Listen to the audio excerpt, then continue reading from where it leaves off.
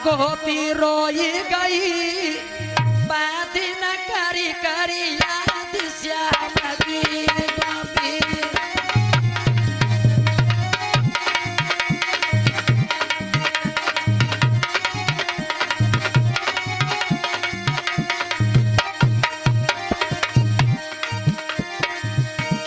ए मेरे ठाकुर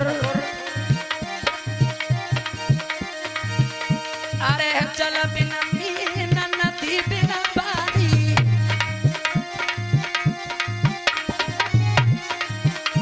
अरे चल बिना मीना नदी बिना बारी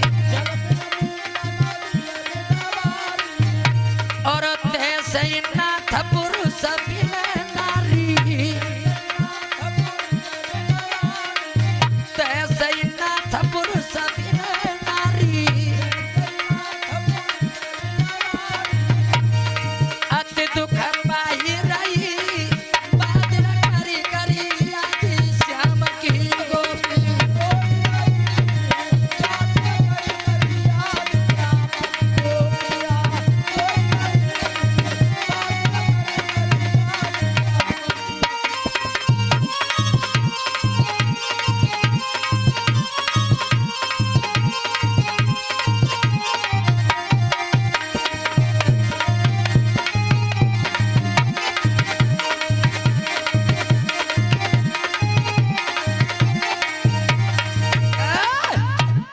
आज मेरी माता गोपी रोने लगी है। हाय कृष्ण हाय रमण श्रेष्ठ कृष्ण तुम्हारे बिना मैं जिंदा नहीं रह सकती। कहीं से मुझे आकर के प्रभु दर्शन दीजिए। अभी तो यही थे न जाने मेरे प्राणेश्वर कहाँ चले गए। ब्रह के मारे गोपी रोने लगी है। उन्हें अपने शरीर की शुद्ध बुद्ध नहीं रही। भगवान कन्हैया की याद करने लगी है। रोने लगी गोपी।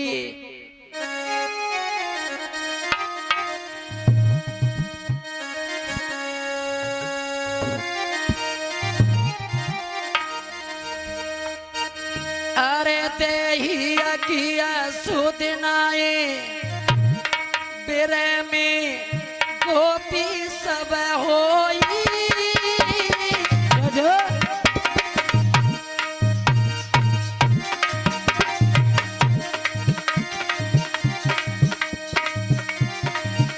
और ऊंचा स्वर करे लयो इखी किया है किया सब रोई।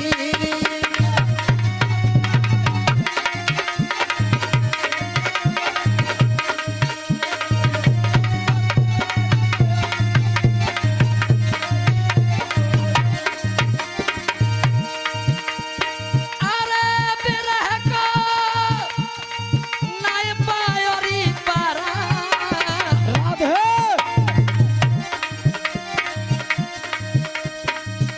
और डाटे डाटे न रोजो नैन से बरसरी जलधारा।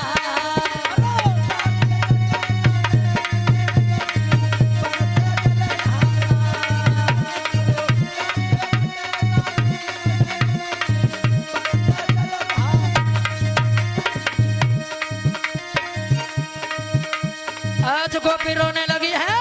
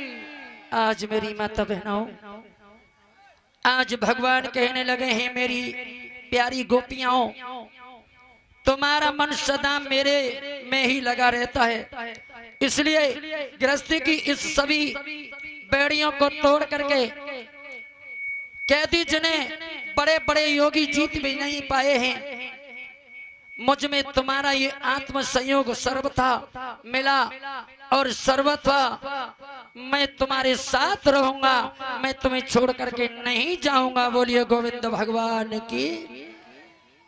बड़े प्रेम से कीर्तन बोलेंगे मेरी बहनें सभी माताएं तालियां बजाते हुए।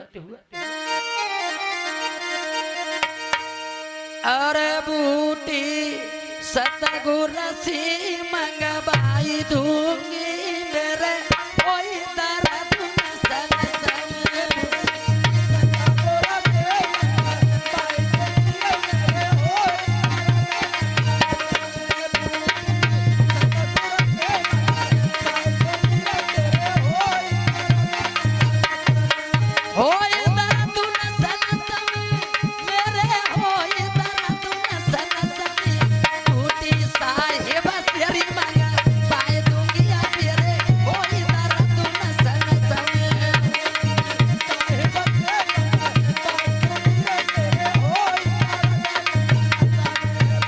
ऐसे बात ना मानी जाई।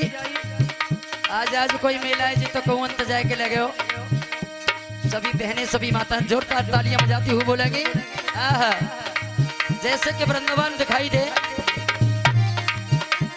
अरे पूटी सतगुर सेरी मंगा पाए तू की मेरे होई दर्द न सन सने पूटी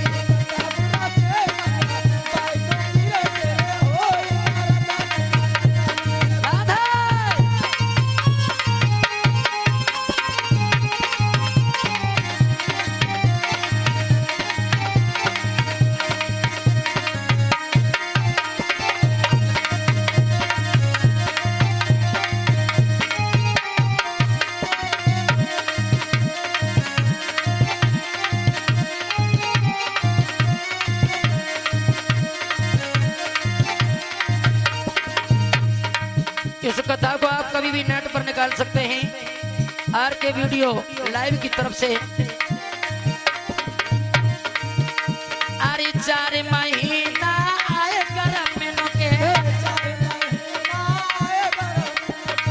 4 महीना आए गरम में के 4 महीना आए गरम के अरे बेजनिया सतगुर सेरी मंगा पाए तू की मेरे होई दर्द न सन सने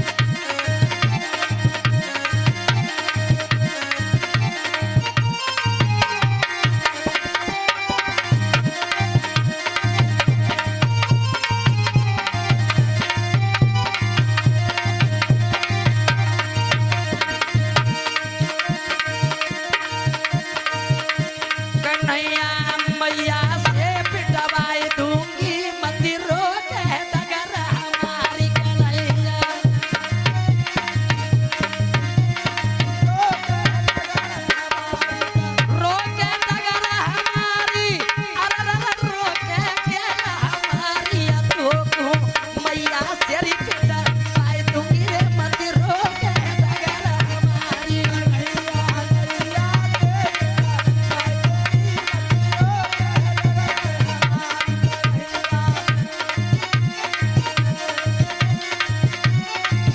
अरे जो काला कोई भूख लगेगी जो काला कोई भूख लगेगी माखन मथुरा शेरी मग पाए दुनिया मत रोके डगर हमारी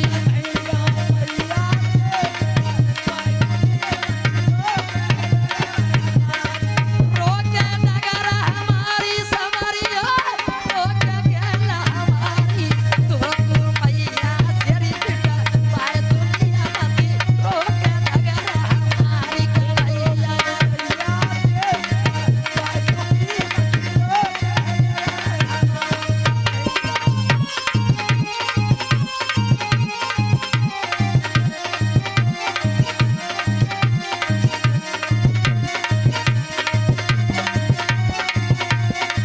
अरे जो काना कोई नींद लगेगी अरे जो काना कोई नींद लगेगी तकिया गोकुल शेरी मग पाए दुनिया मत रोके डगर हमारी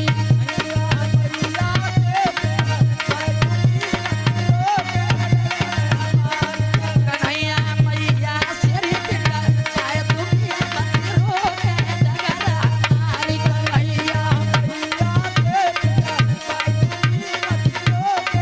रे जो काना तोय प्यास लगेगी जो काना तोय प्यास लगेगी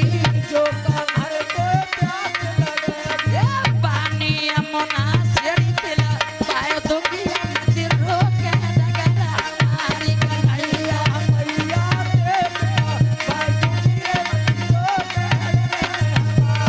राधा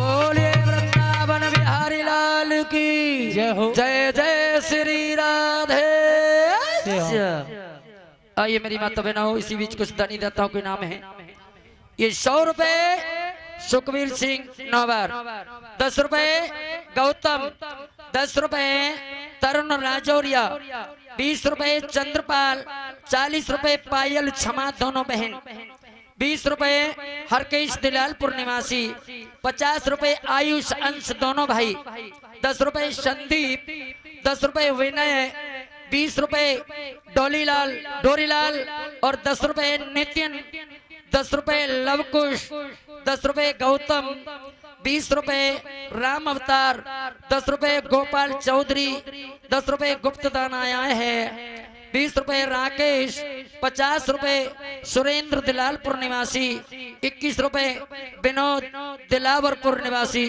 ये भगवान के परम भक्त ये ठाकुर जी के चरणों में ये दान अर्पण कर रहे हैं मेरे ठाकुर जी ने धन धान से भरपूर रखे हमेशा खुश रखें बोलिए वृंदावन बिहारी लाल की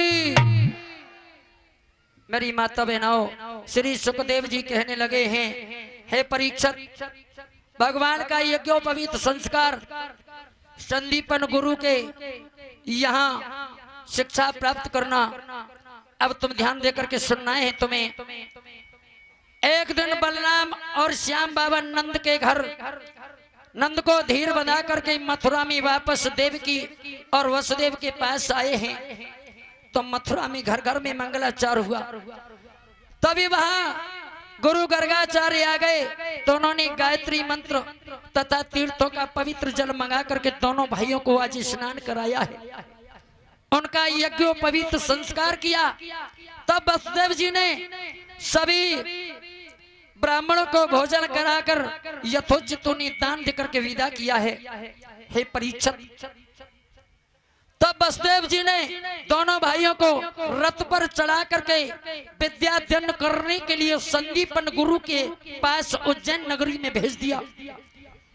वही वन में सुदामा नामक ब्राह्मण से उनकी भेंट हुई। फिर तीनों ने गुरु से विद्या सीखने की इच्छा प्रकट की। तब गुरु ने उन्हें अपने आश्रम में रखकर के विद्या धन्य कराया है। हे परीक्षित, एक दिन गुरु पत्नी ने ईंधन लेने के लिए कृष्ण और सुदामा को कलेवा में चना देकर के जंगल में लकड़ी लेने के लिए भेजा। अस्तु लकड़ी तोड़ करके वन से आते समय रात्रि हो गई। आधी और जोर से पानी बरसने के कारण उन्हें वन में ही रात्रि काटनी पड़ी। उस समय सुदामा को भूख लगी तो कृष्ण का कलेवा उन्हें न देकर के सुदामा ने स्वयं खाने लगा। चना चबाते समय जब कटकट का शब्द हुआ, श्री बांके बिहारी ने सुदामा से पूछा, रे भैया तुम क्या खा रहे हो? यदि तुम्हारे पास कुछ है तो खाने को मुझे भी दे दो भैया, मुझे बहुत जोर से भूख लगी है। उसी समय सुदामा ने उन ब्राह्मण प्रभु से कहा, हे भाई, शीत के कारण मेरे ये दांत कटकटा रहे हैं। इसी झूठ के कारण सुदामा पर दरिद्रता आ गई, गरीबी आ गई। हे परीक्षित, श्याम तथा बलराम ने अपने गुरु को प्रसन्न कर मात्र 64 दिनों में ही 4 वेद, 6 शास्त्र, 18 पुराण, राजनीति शास्त्र, धनुर्विद्या आदि विद्याओं का अध्ययन कर लिया। उसी समय गुरु ने अपने मन में विचार किया, ये साधारण पुरुष नहीं हो सकते। गुरु गृह पढ़ना गए यदुराई, अल्पकाल विद्या सब पाई। अब एक ही दिन श्री कृष्ण ने गुरु से कहा, हे गुरुदेव, हमने आपकी कृपा से समस्त विद्याओं को प्राप्त कर लिया। अब हम अपने घर जाना चाहते हैं, अतः आप गुरु दक्षिणा में हमसे कुछ मांग लीजिए, हम शहर से हंसते हंसते आपको दे देंगे। हे परीक्षित, इतना सुन करके गुरु ने कहा, बेटा मुझे तो कुछ इच्छा नहीं है, अब तो तुम अपनी गुरु माता से जाकर के पूछ लो, उन्हें कुछ चाहिए तो। मेरी भगवत प्रेमियों, जब भगवान गुरु माता के पास पहुंचे हैं तो माता ने कहा, बेटा, पहले तो गुरु माता रो गई, अश्रु की धारा प्रवाहित होने लगी।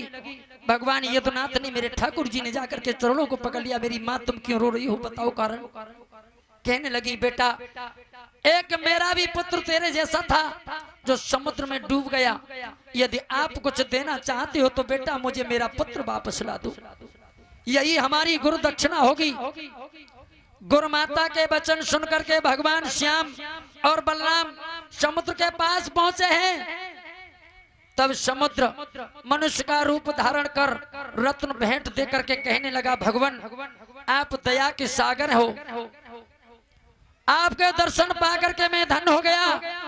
हे परीक्षित, भगवान ने समुद्र के मुख से ऐसे वचन सुने तो पूछा, हे समुद्र, या हमारे गुरु परिवार के साथ लेकर के एक दिन स्नान करने के लिए आए थे, उस समय तुम उनके पुत्र को बहा करके ले गए, अतः शीघ्र ला करके हमें दे दो। समुद्र ने कहा, भगवान वे बालक मेरे पास नहीं है, मेरे अंदर एक पंचजन्य नामक राक्षस यानी असुर रहता है, वह दुर्बल प्राणियों को सताया करता है, आप उसे पूछ लो।